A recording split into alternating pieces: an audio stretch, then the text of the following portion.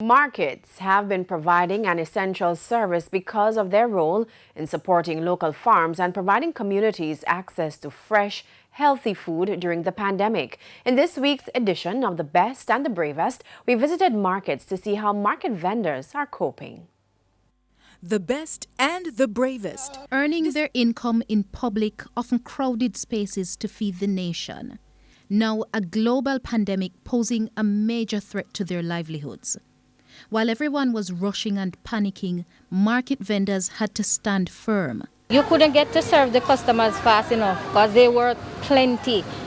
And it's like, because they were rushing to get things to take home, it's like they weren't following the protocols that were supposed to be followed. Yes, persons were wearing their masks, but they weren't keeping the social distances, and persons were scared. Everybody, each time they take up something, they are spraying, they are washing their hands, they are sanitizing, they are doing all of that. It was chaotic. I was a bit scary, but this is my job.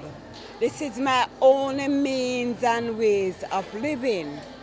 So I would have to come out anyway. Already faced with onerous regulations and punitive measures by authorities, now the imposition of curfews coupled with the economic fallout. Customers do not come in to shop or spend money with me. No money in my apron, no money in my pocket. And I throw away a lot of goods. Handling ground provisions is a messy job. For some, it's almost impossible to do frequent hand washing due to lack of infrastructure, but they still try to sanitize. We take a lot of precaution here.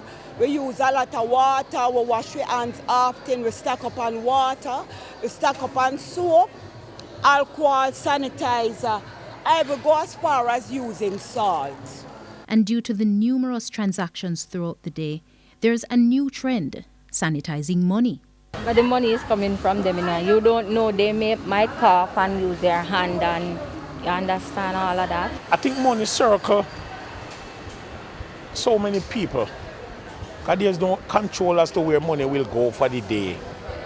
So therefore, I want to believe that it might go in the hands of people that carry the corona too. And since COVID-19 is still here, vendors recommend you walk with a list of what you need to limit the time you spend at the market. And always remember to wear your mask.